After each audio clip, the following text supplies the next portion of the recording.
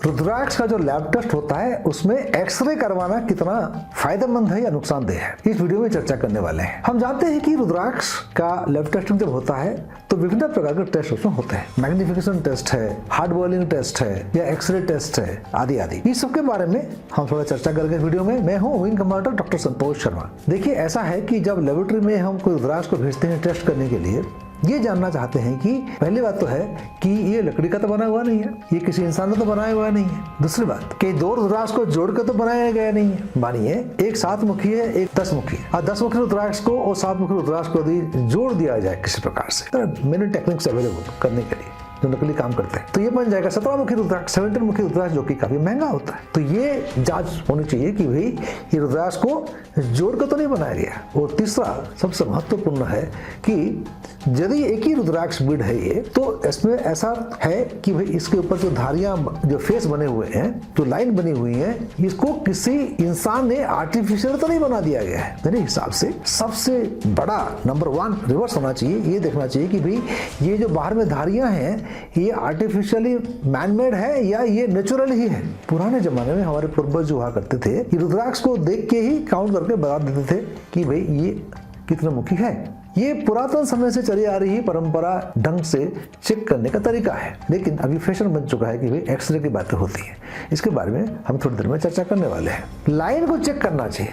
Line को check करने के लिए एक तो एक्सपीरियंस आइज होना चाहिए, जो रुद्राक्ष आपको दे रहा है उसको उसका ज्ञान होना चाहिए। जो लेबोरेटरी में चेक कर रहे हैं उनके अपनी ज्ञान होना चाहिए। एक तो नेकेड ऐसे फिजिकली चेक करना, दूसरी बात है कि उसका फोटोग्राफ लेके उसको पूरा घुमा के देख के, जो कि कंप्यूटर में आजकल सॉफ्टवेयर से अवेलेबल है, देख सकते हैं। उसको 20 टाइम्स 30 टाइम्स मैग्नीफाई करके, बड़ा करके उसको आप देख सकते हैं बारीकी से, भाई ये लाइनें बनी हुई हैं, ये लाइनें नेचुरल हैं या मैनमेड है। ऊपर से लेके दूसरे बिंदु तक, मतलब रुद्राक्ष के ऊपर से नीचे तक लाइनें पूरी हैं कि नहीं है। कि ऐसा तो नहीं किसने 16 मुखी को एक लाइन एक्स्ट्रा खींच दिया, 17 मुखी बना दिया है, क्योंकि 16 मुखी से 17 मुखी महंगा है। 3 मुखी को एक लाइन को मिटा दिया जाए तो 2 मुखी बन जाता है, और नेपाल का 2 मुखी काफी महंगा होता है। इतना फर्क पड़ जाता है एक लाइन मिटा देने से, तो आदमी में लोभ पैदा हो जाता है। लोग ये गलत काम करने बैठ जाते हैं। कुछ तो इतने महान हैं कि 2 मुखी रुद्राक्ष को भी नेपाल का 1 मुखी रुद्राक्ष बल्कि लाखों में बेच देते हैं। लोग ठगी का शिकार हो जाते हैं। बार बार मैं वीडियो में बताता हूं कि 1 मुखी रुद्राक्ष जो है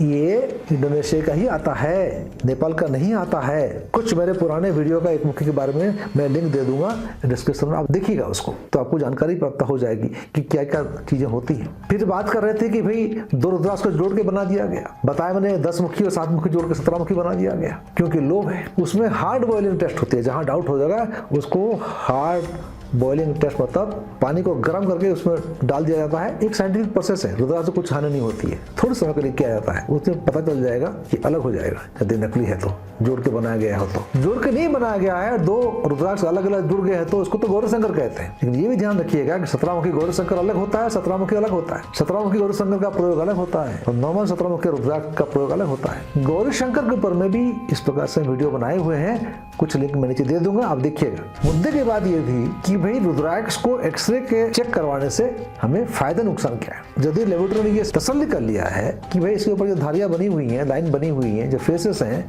ये नेचुरल हैं, मैनमेड नहीं है, तो मेरे हिसाब से आगे के टेस्ट वगैरह करने की जरूरत नहीं है। यूवी टेस्ट कर सकते हैं, अल्ट्रावायलेट टेस्ट कर सकते हैं। उसमें क्या होता है कि बहुत बारीकी से देख सकते हैं कि एक्स्ट्रा लाइन तो नहीं है या मिटाया तो गया नहीं है। तो there are many computerized test जो कि सर्टिफाई कर देंगे कि रुद्राक्ष एकदम सही है, एक्सरे की जरूरत ही नहीं है। जैसे इंसानी शरीर में बार बार एक्सरे डालना अच्छा नहीं है, मैं ये मानता हूं कि रुद्राक्ष बीड के ऊपर में बार बार एक्सरे का प्रयोग नहीं होना चाहिए। हाँ, कहीं डाउट हो रहा है आपको, आपने कहीं से खरीद लिया है, डाउट हो रहा है आपको, एक्सरे टेस्ट करवाना चाहते हैं, करवाइए, लेकिन उसमें भी कुछ खामियां, लिमिटेशंस हैं, ये भी आपको जानना बहुत जरूरी है। आप देखे होंगे कि जो भी एक्सरे टेस्ट करते हैं ये लिख देते हैं कि भाई seen under x-ray 17 chambers exist. Chambers seat की बात नहीं कर रहे हैं। चैम्बर्स का मतलब उसके अंदर जो प्रकोष्ठ बने हुए हैं। एक्सरे से प्रकोष्ठ दिख जाएंगे, चैम्बर्स दिखाई पड़ जाएंगे, लेकिन ये जरूरी नहीं है कि 17 मुखी के अंदर में 70 चैम्बर्स तो हो सकते हैं, लेकिन 17 सीट्स दिखाई पड़ना एक्सरे में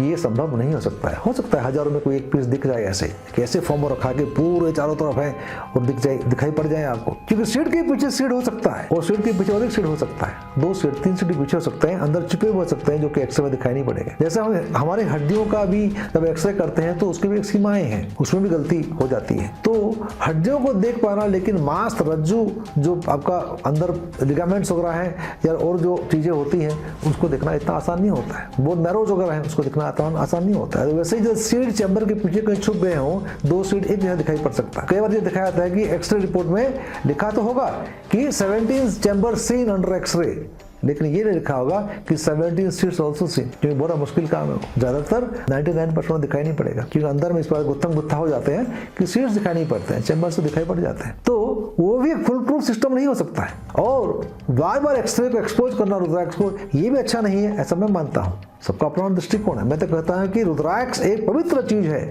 एक एनर्जेटिक बीड है। तो रुद्राक्ष को एक्सरे के अंदर बार बार डाल के उसके एनर्जी को डिस्टर्ब मत कीजिए, कम मत कीजिए। जैसे आपको डेली हम रुद्राक्ष की तरह आपके शरीर को माने और आपको एक्सरे में एक्सपोज करता रहे, तो रुद्राक्ष के हेल्थ के लिए भी, रुद्राक्ष बीड के हेल्थ के लिए भी एनर्जी के पॉइंट ऑफ व्यू से देखा जाए तो मैं कहता हूँ कि जितना हो सके अवॉइड करना चाहिए। लेकिन जहाँ जरूरी है देखने में कोई हर्ज नहीं है।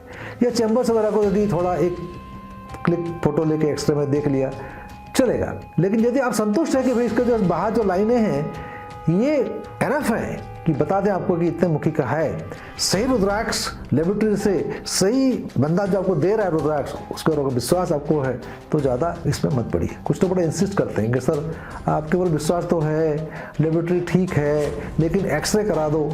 अरे मैं बोलता हूँ कि भैया इसके ऊपर में लाइनें देख ही सकते हो आप, दिखाई ही पड़ रही है। और मैग्नीफिकेशन टेस्ट में तो ये इतना 20-25 गुना बड़ा हो जाता है कि आराम से काउंट कर सकते हैं। और उसके ऊपर ये भी रेट डाल दो और भी स्पष्ट हो जाता है, कोई दिक्कत की बात है ही नहीं। तो इस प्रकार से मैं ये मानता हूँ कि एक्सरे की बार बार टेस्ट करना रुद्राक्ष बीड के लिए हितकारी नहीं है। लेकिन यदि केवल एक एक्सपोजर लिया गया है और कितने चैम्बर से काउंट कर लिया गया है, मेरे लिए तो यही काफी है कि उसको बाहर से देख के लाइन यदि देख ली गई है और ये सर्टिफाई कर दिया गया है कि भाई इसमें कोई भी ह्यूमन इंटरफेरेंस नहीं हुआ है, तो मेरे लिए वो सर्वोपरि है, मान्य है और इसको मैं स्वीकार भी करूंगा और मैं आपको रिकमेंड भी करूंगा कि आप इसी में ही संतुष्ट हो जाइए। क्योंकि यदि हरदम संशय करते रहेंगे, हर चीज पर डाउट करते रहेंगे आप, तो भगवान कृष्ण कहते हैं कि संशय आत्मा विनश्यति, जिसके आत्मा में संशय आ जाए तो फिर और कोई संशय आएगा। एक्सरे टेस्ट भी करा लो, उसका भी संशय आएगा, पता नहीं काम क्यों नहीं कर रहा है, पता नहीं मैंने नकली तो नहीं ले लिया है।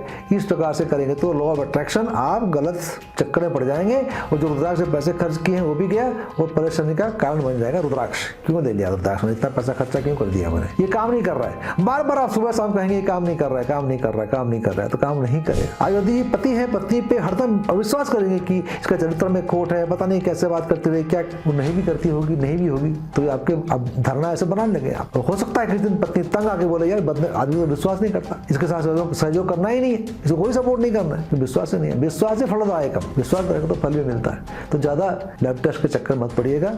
हमारे बाप दादा परदादा सभी लोग रुद्राक्ष पहनते थे, वो विश्वास से पहनते थे, आप भी विश्वास से पहनिए और एक्सरे के चक्कर में ज्यादा ना पड़े तो अच्छा है। अगले वीडियो में और कोई सवाल जो कि काफी रोचक हो उसके बारे में लेकर वीडियो बनाएंगे। आपके मन में कोई सवाल है तो आप सब्सक्राइब करके बेल बटन को दबाइएगा और अपने सवाल नीचे लिखिएगा। मैं कोशिश करूंगा कि आपके सवाल का जवाब को एक वीडियो के माध्यम से दूं। यदि आप चाहते हैं कि मैं आपका नाम लूं, बताऊं आप कहां से हैं, किससे सवाल पूछा है, तो अपना नाम, आप क्या करते हैं, कहां से हैं, ये भी आप जरूर उसमें लिखिएगा। नमस्कार, जय हिंद, जय भारत, वंदे मातरम।